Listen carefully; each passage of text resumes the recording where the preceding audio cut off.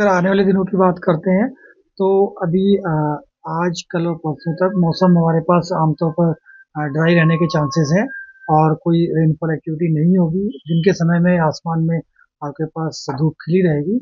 एक western disturbance का प्रभाव हमारे पास 15 तारीख की लेट नाइट से स्टार्ट होने वाला है और जो उसका जो मेन गांव का करके विकास आत्मनिर्भर राज्य की दिशा में सरकार कर रही सार्थक प्रयास।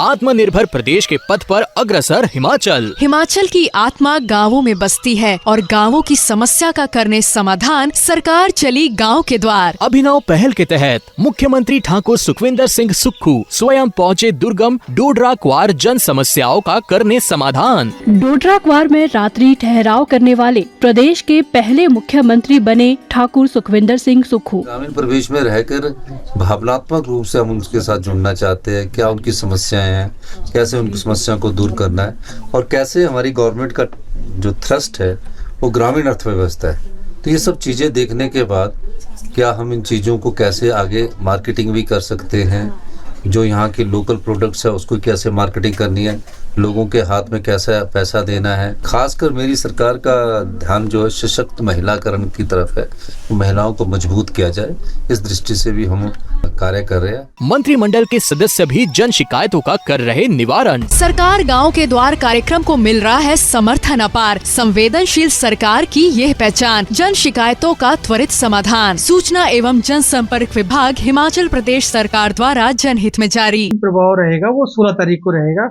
तो 16 तारीख को लगभग आप कह सकते हैं कि 80 से 90% जो हिमाचल प्रदेश का एरिया है वहाँ पर रेनफॉल एक्टिविटी होगी और जो ऊंचाई वाले इलाके हैं वहाँ पर लाइट से मॉडरेट रेनफॉल एक्टिविटी होने की और स्नोफॉल होने की चांसेस हैं, जिसमें कि आप कह सकते हैं कि लाहौल स्पीति है, किन्नौर है और चंबा और कांगड़ा के जो ऊंचाई वाले इलाके हैं वहाँ पर लाइट से मॉडरेट होगी। और बाकी आप देखेंगे कि जो मिडिल हिमालय के कुछ इलाकों में हल्की स्नोफॉल और रेनफॉल होने के चांसेस है। यहाँ तक कि शिमला के आसपास की बात है तो मुख्यतः हमारे पास 16 तारीख में लाइट रेनफॉल होने के चांसेस हैं, जो कि दिन के समय आप कह सकते हैं कि आफ्टरनून और इवनिंग के टाइम में होगी।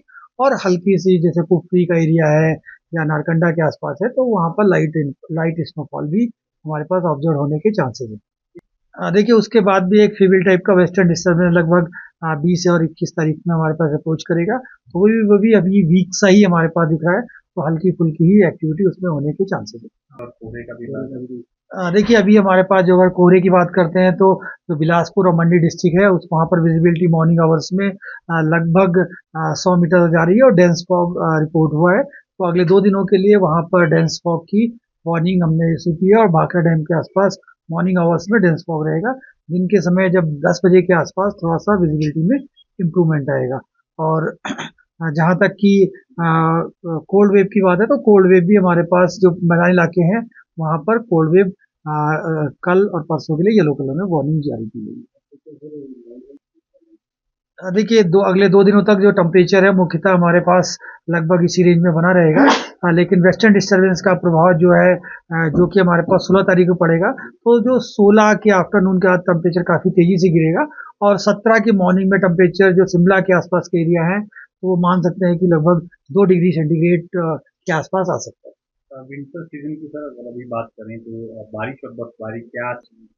देखिए लगभग अभी नॉर्मल के आसपास ही हमारे पास चल रही है, लेकिन शिमला के जो एरिया है मेन सिटी है उसमें रेनफॉल और स्नोफॉल हमारे पास कंपेरेटिवली कम होगी। बहुत ज़्यादा स्ट्रांग नहीं है, ये मॉडरेट टाइप की हमारे पास रहेगी, तो बहुत ज़्यादा एक्टिविटी की उम्मीद नहीं है क्योंकि हम लोग अभी कोई हैवी रेनफॉल की वार्निंग इशू नहीं कर रहे हैं। उसके लिए सिर्फ जो लाइट कैटेगरी की रेनफॉल और स्नोफॉल होगी और जो पिछला था लगभग उसी तरह की ही सिचुएशन हमारे पास रहेगी।